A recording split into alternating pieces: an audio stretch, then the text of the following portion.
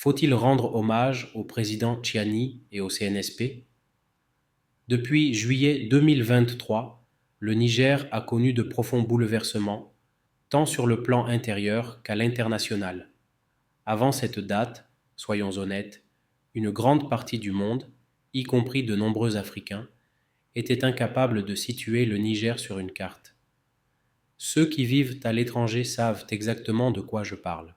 Cependant, depuis l'intervention militaire avortée de la CEDEAO en complicité avec la France, et aussi depuis l'émergence de l'Alliance des États du Sahel, AES, le Niger s'est imposé sur la scène internationale.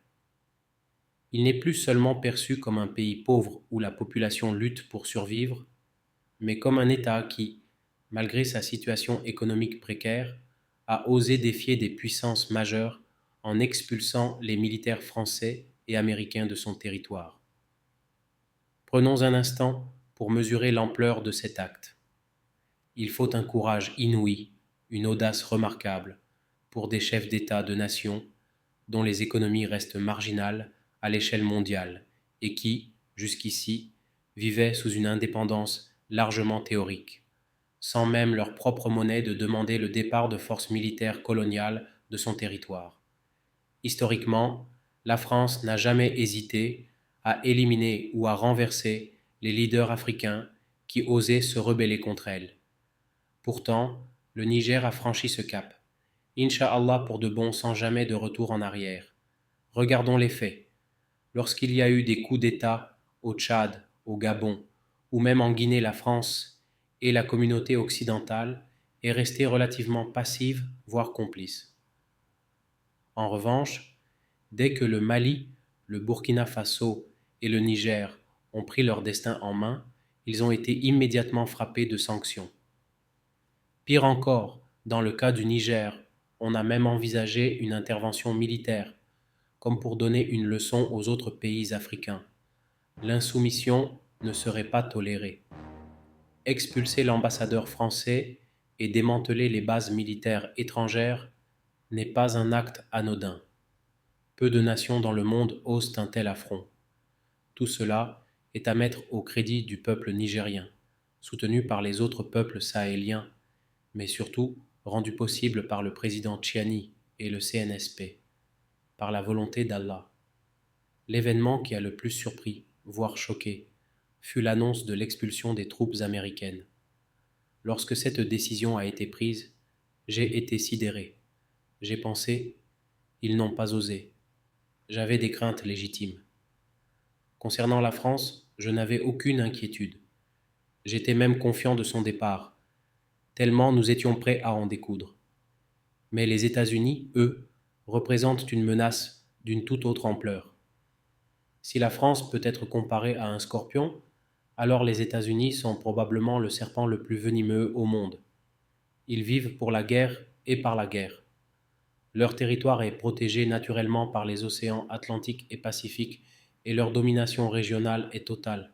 Leur voisin du Nord est un allié quasi colonial, tandis que les pays d'Amérique latine, du Mexique au Chili, restent sous leur influence.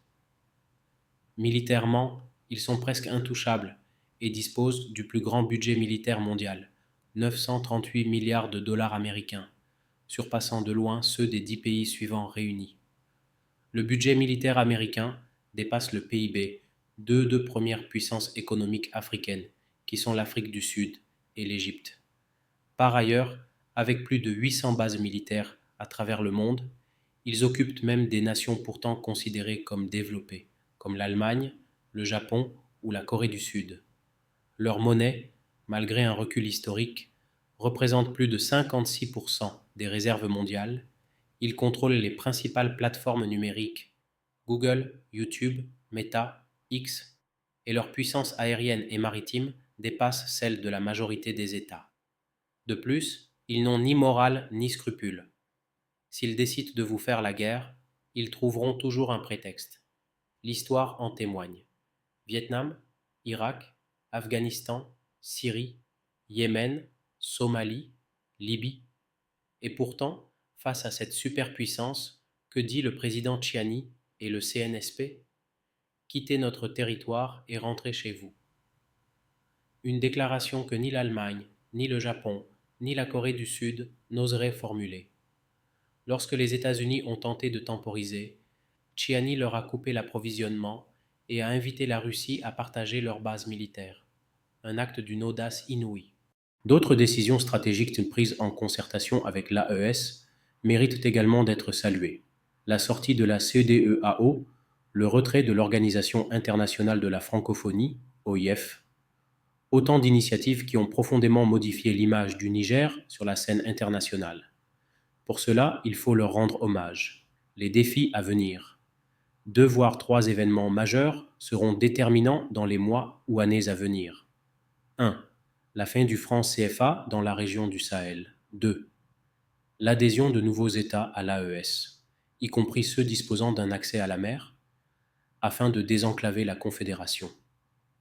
3. L'adhésion à la nouvelle banque de développement des BRICS, voire éventuellement l'adhésion aux BRICS. Je pourrais m'arrêter là, mais dans une prochaine vidéo, je mettrai l'accent sur les attentes du peuple nigérien. Car si la révolution politique est en marche, elle ne sera complète qu'avec des avancées économiques et sociales significatives. Chiani et le CNSP n'ont pas le droit d'échouer sur ce volet, sous peine de voir tous leurs efforts réduits à néant. Si le contenu vous a plu, alors abonnez-vous et n'hésitez pas à me montrer votre soutien en l'aimant et en le partageant. Par ailleurs, vos avis m'intéressent, donc exprimez-les dans les commentaires. Sur ce, je vous laisse. À une prochaine fois, Inch'Allah.